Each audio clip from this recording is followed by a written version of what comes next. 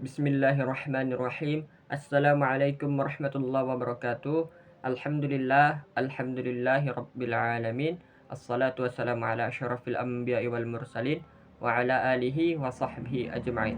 Pertama-tama, marilah kita panjatkan puja-puji syukur kita kehadirat Allah Subhanahu wa taala yang mana berkat rahmat dan karunia-Nya kita masih diberikan nikmat kesehatan, nikmat iman, nikmat Islam sampai saat sekarang ini.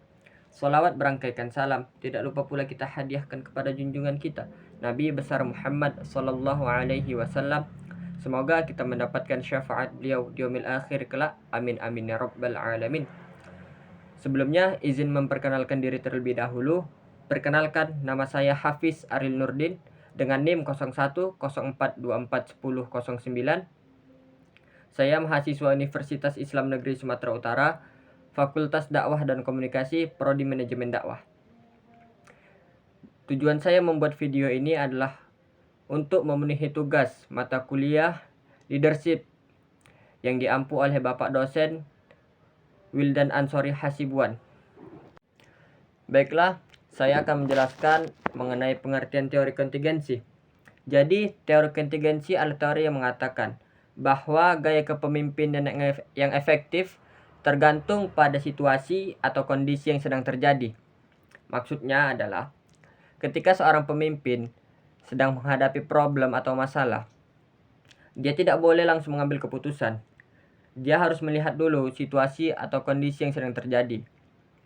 Setelah melihat, barulah dia memikirkan cara apa yang dapat menyelesaikan masalah tersebut. Jadi contoh sederhana itu seperti ini. Ketika seorang guru mengajar di dua kelas yang berbeda.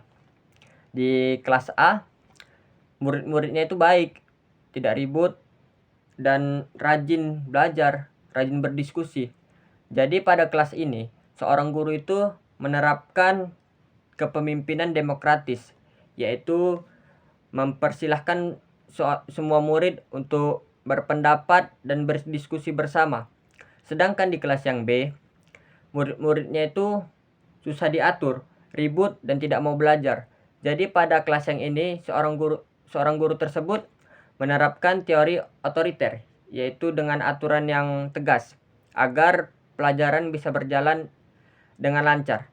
Jadi dari contoh ini, kita bisa ambil kesimpulan bahwa teori kontingensi itu adalah teori yang menyesuaikan dengan keadaan yang sedang terjadi.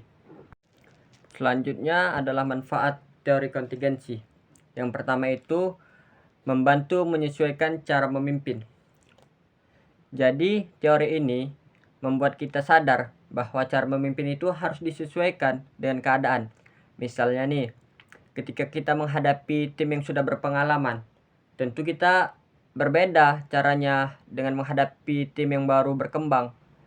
Maka dari itu teori kontingensi ini penting untuk mengatasi hal tersebut. Yang kedua itu organisasi bisa lebih efektif. Kenapa? Karena bisa menyesuaikan diri dengan lingkungan dan kondisi yang ada. Maka dari itu organisasi ini jadi lebih mudah berkembang dan lebih cepat mencapai tujuannya. Yang ketiga itu mendorong kita untuk menganalisis situasi. Sebelum kita mengambil keputusan, kita diajak untuk melihat dulu kondisi yang sedang terjadi di sekitar kita.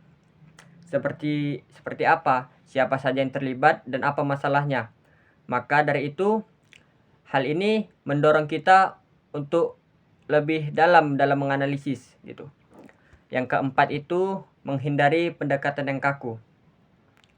Teori ini membantu kita tidak terpaku pada satu cara kerja saja, teman-teman. Jadi kita lebih terbuka untuk mencoba pendekatan yang lain.